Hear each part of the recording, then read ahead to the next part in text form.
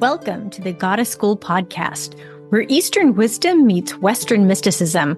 I'm your host, Lisa Marie Rankin, author, teacher, and Ayurvedic wellness coach, here to help you reclaim your feminine superpowers. And I am so glad you're here.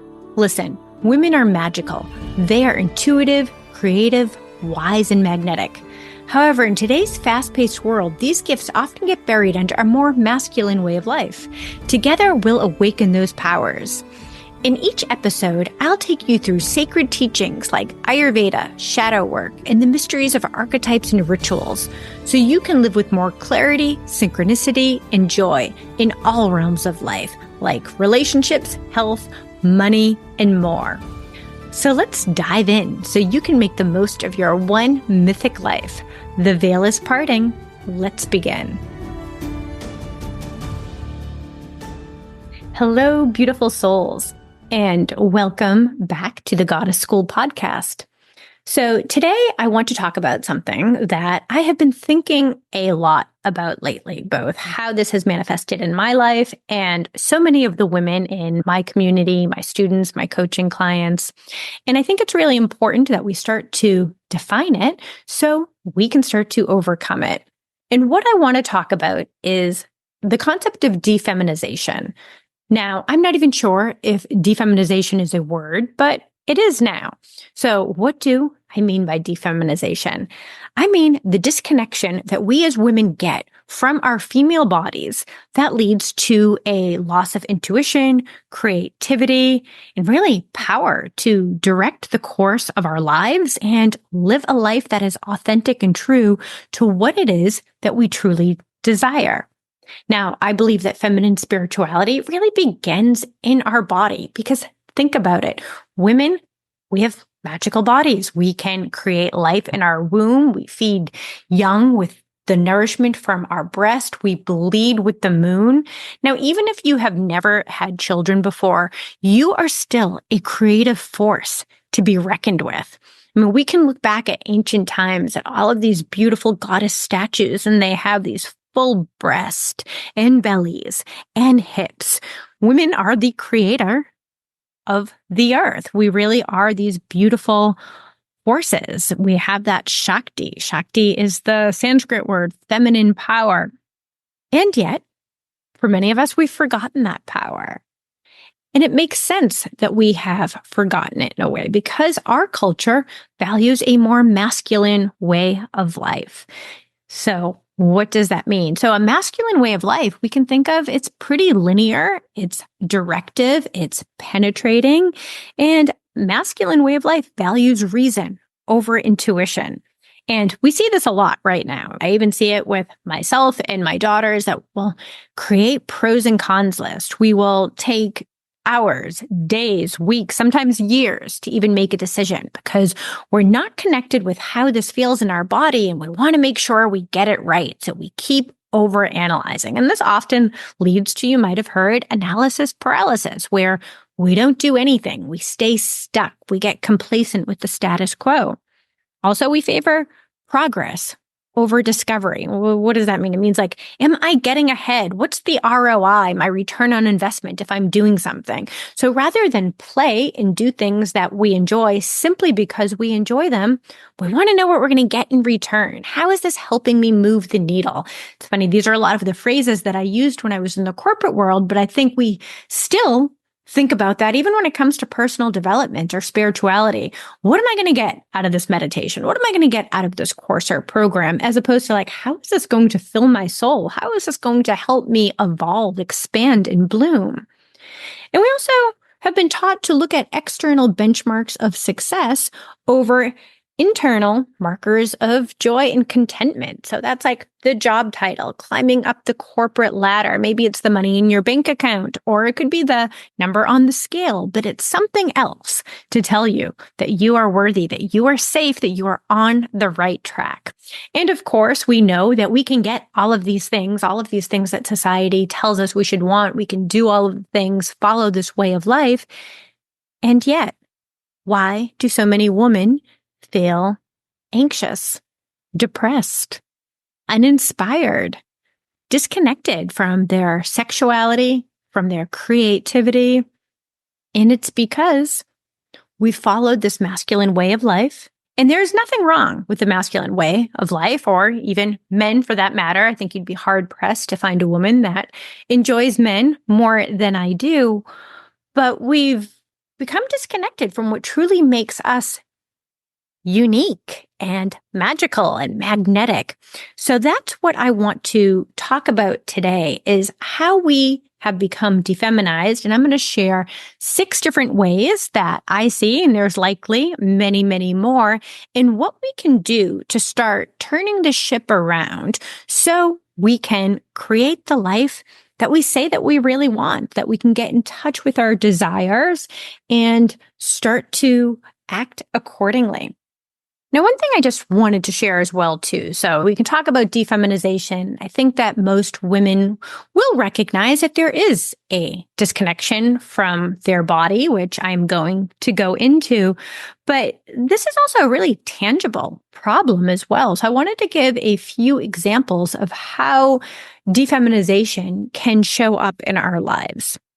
So in the first area, it's romantic relationships. So if you've ever been in a relationship and you feel that you are working harder at the relationship than your partner, or that you're starting to believe that all of the good men are gone, you just can't find them anywhere. One of the reasons, and this has definitely been something that I've done as well too, so anything I share is likely because I have learned it from trial and error.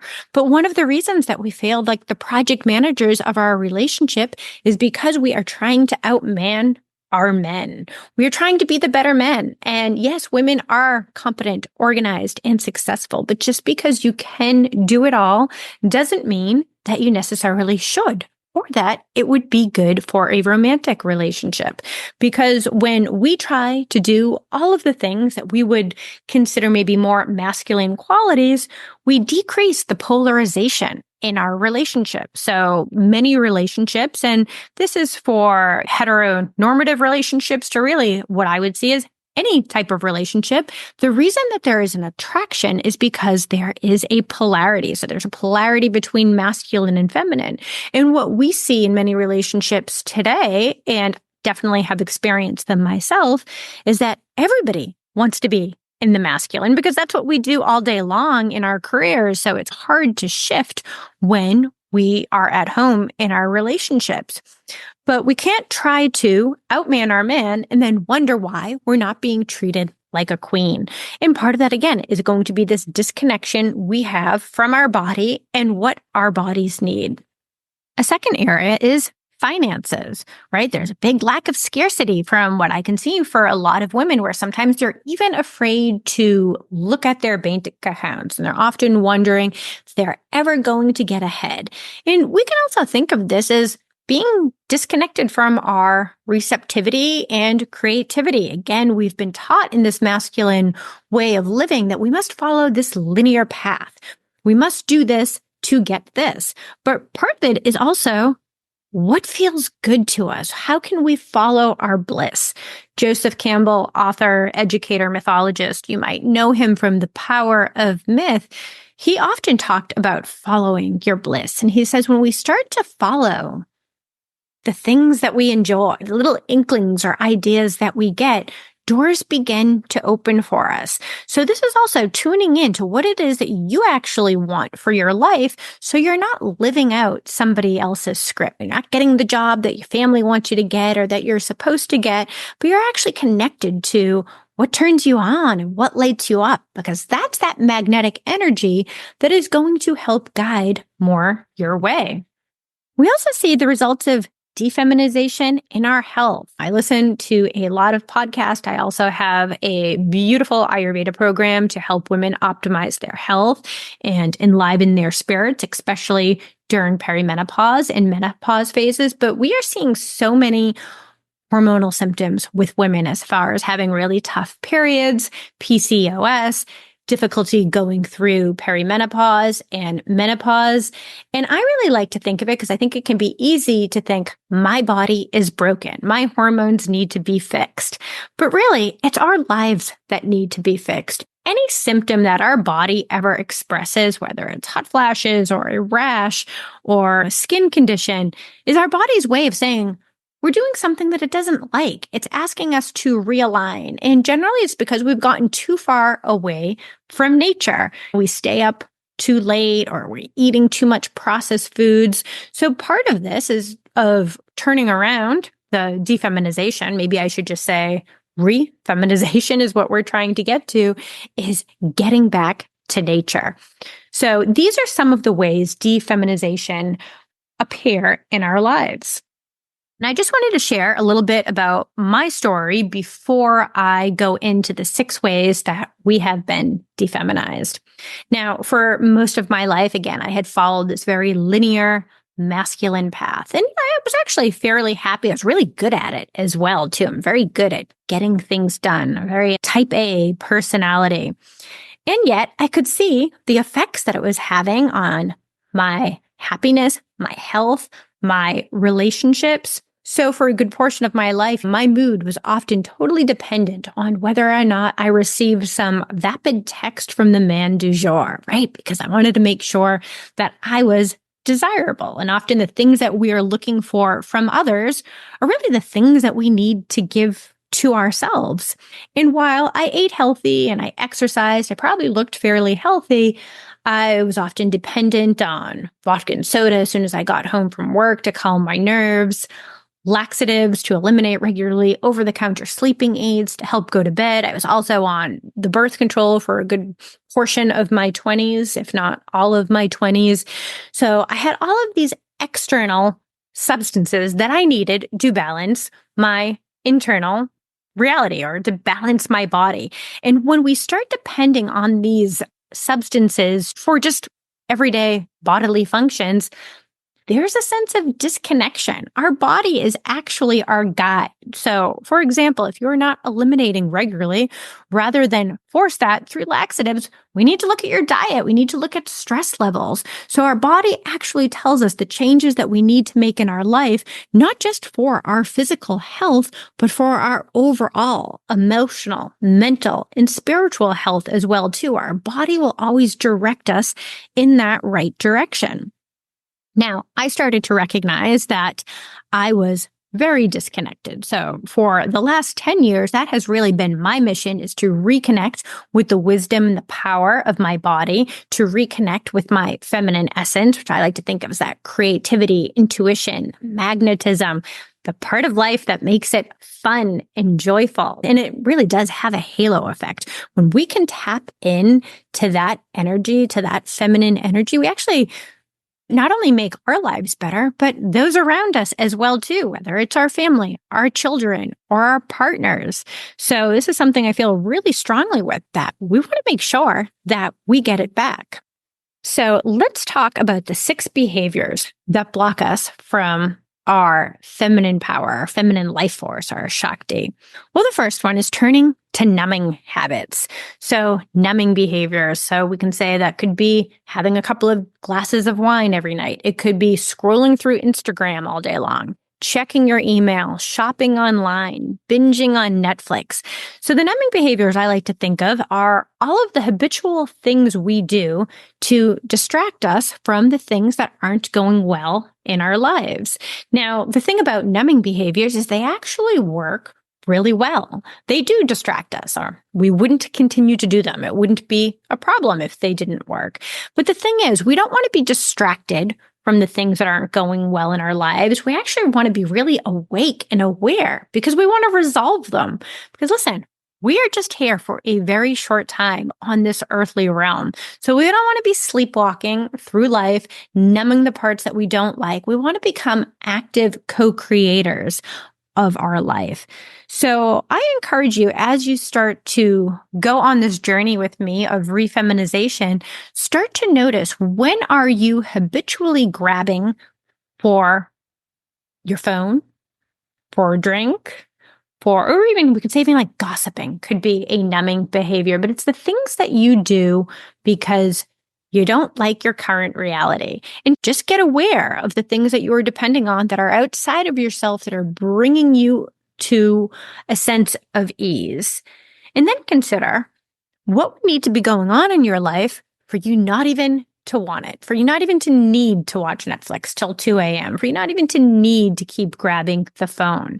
But again, becoming very much awake. And I really do believe that this re-feminization process is a process of awakening, of recognizing what it is that we're doing, where we're sleepwalking, what our cruxes are, so we can show up fully and tap into that power.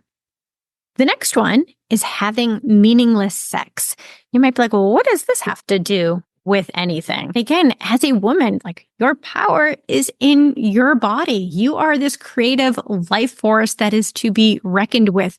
You are the gift. You are power. Now, I know we've had this big sexual revolution and we were told that women can have sex like men.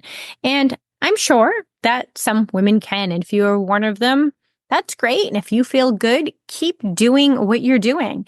But from what I've seen in my life, from the women that I work with, from many of my friends, women can't have sex like men. And in fact, when we do, when we try to, we tend to feel a little bit shitty. We feel disconnected from our power. We spend time wondering, is that something that I should have done?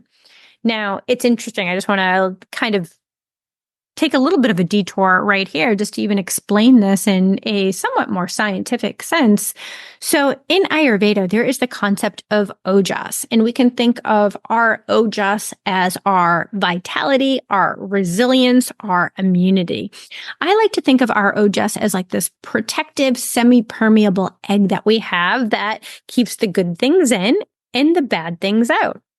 Now, according to Ayurveda, and this is kind of exciting, is that men will lose their ojas when they orgasm, but women will actually get more when they orgasm. But here is the thing. It is only if it is with somebody that has their best interest at heart. Now, if you have sex with somebody who does not have your best interest at heart, you will have depleted ojas.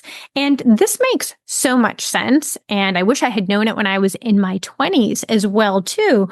But according to Ayurveda, you are divine. And that means your body is an altar. It is a holy temple. It's sacred. So really thinking about who you want to share your energy with. Now, according to Tantra as well, when we have sex, we take on all of the energetic cords of our partner and everyone that they've slept with as well, too. So we really do want to consider what it is that we are getting into. But of course, I would love for you to have lots of nourishing, fulfilling sex and toe-curling orgasms, but making sure that person has your best interest in mind is a way of re-feminization. The third way is doing it all yourself. And I hit on this a little bit when we were talking about romantic relationships. But as many women have started to walk this more masculine path, we found out we were really, really good at it. We can juggle a bunch of things. We can have our baby on our hip while we're doing grocery shopping and responding to emails and managing a business.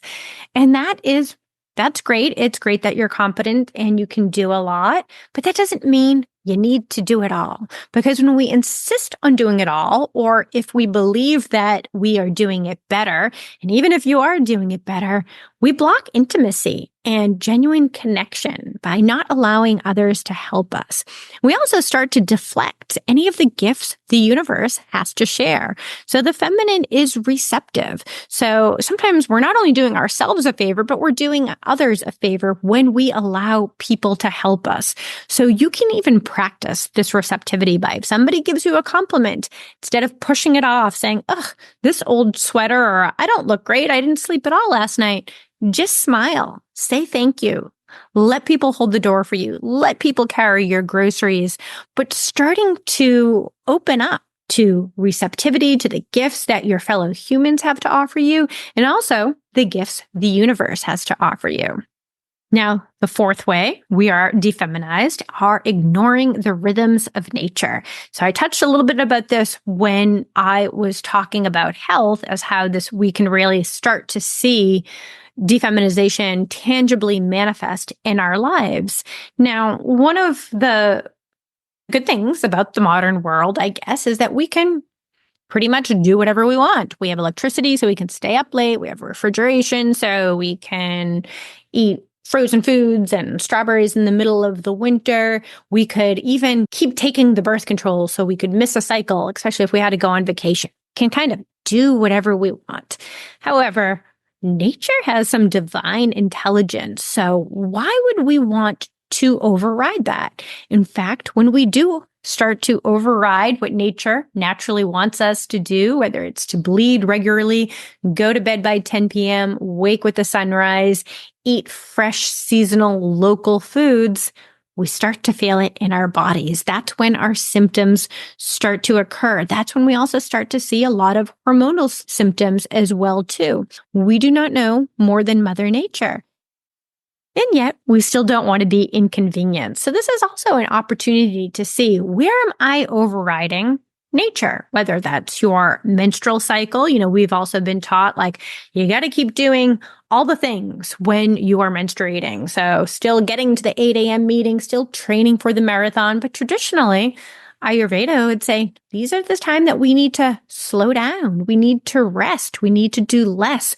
We are truly the menstruation process is a cleansing process where we're not only cleansing our karma, but we're cleansing ancestral karma, the karma of our village. So this is not a time where we go and pretend that it's not happening, but that we actually give ourselves that opportunity to rest. And it's interesting. I think that there can be some shame around menstruation. So I remember when I was working in the corporate world, it's get my pad or tampon, rush to the bathroom, or you don't really want to let people know because I'm still going to be just as effective as I always was. And then there can also be shame about going through menopause. People might find out that I can't stay young and fertile forever. And it's interesting that in our culture, there's shame around menstruation and menopause because ancient wisdom would say that this is when a woman is the wisest, is when menstruating and post-menopause. We are most connected to our intuition. So I would like you to consider that as well, because this is yet another way that we have become disconnected from our power when we align with these myths about our nature. So when we realign with the natural cycles of life, whether it's the circadian rhythm, the change of the seasons, menstrual cycle, the rite of passage, which is menopause, we remember that we're not separate from nature. We are an integral part of her. And I always think it's interesting because we all do this. I do this too. Say, I need to get out in nature more. And yes, you do, but you also need to remember that you actually are nature as well. And imagine if we were to realign with all these cycles and forces. Be like having Mama Nature at your back. We're not going against the grain, but we are being supported by her. Now, a fifth way we are disconnected from our feminine power is avoiding other women. Or we could say the sister wound, having that disconnection from our sisters. Now, honestly, I used to be one of those women. So for most of my life, I would probably say I prefer the company of men. There's too much drama with women.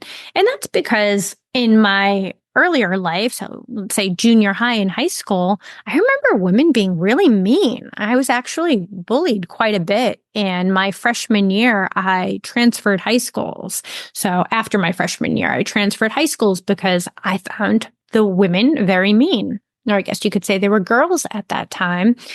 And I wanted to avoid any additional trauma. And I know it's sort of ironic now as my whole mission is to help women. And I find so much joy in Enlivened, my Divine Feminine Mystery School, connecting with other women through workshops and goddess circles and book clubs or Radiant Goddess. But it wasn't always like that. And it wasn't that I necessarily disliked them. I was just nervous about them. But when we are raised to be competitive of one another, we lose sight of really what it means to be a woman. And we lose sight of that beautiful network of support and inspiration that we can get from each other. And I do believe that in some ways our society has pitted us against each other, that there's almost like this zero-sum game, whether it's for the job, the preschool, the partner, where there's a hierarchy that goes on. So we can start dismantling that, not by necessarily saying culture, you need to change, but by looking at the way that we engage with the women in our lives. In fact, one of my favorite books, which is The Wild Woman's Way, which is about the wild woman archetype by Michaela Boehm. I don't know if I'm saying her last name correctly, but she says we learn about women from other women. And I think that is very, very true. So as we are on this journey of reclaiming this feminine essence, we need to heal the sister wound. We need to connect with each other. We're going to rise together. This is most definitely not a solo journey. And then the last one is acting like a man. And I've touched on this with a little bit with the others, but our biological sex does matter. Our physiology really does influence our psychology and our spirituality. Our breasts are very much representative of how much we give, and sometimes that's too much. Our womb can be representative of how much we hold. And again, sometimes that is too much. But because of our physiology, we do experience the world differently than a man. And we can tune back to our body and see how we're feeling at any given time so we know what it is that we need to do. So again, tuning in, how does this feel in my belly? How does this feel in my breast? What is it that my body is telling me about the situation? Again, that's getting out of that space. I like to think of it as that space behind the eyes and tuning back in to the wisdom of our body. And I know many of my listeners have probably likely read Women Who Run with the Wolves with me. If not, you are invited to join our ongoing guided book study. But Dr. Clarissa Pinkola Estes, she has this one line where she talks about seeing through the nipples and speaking through the vulva. And we always have these great, interesting conversations about what that really means. But it's about getting honest. It's about trusting our intuition, trusting what our body already knows. So when we are not tuning in to what our bodies need at any given time, of course we will be disconnected. Of course we will feel disenfranchised. Of course we won't know what it is that we really want because we're not focused in the right area. Now, again, as women, we bleed, we give birth, we often tend to the dying.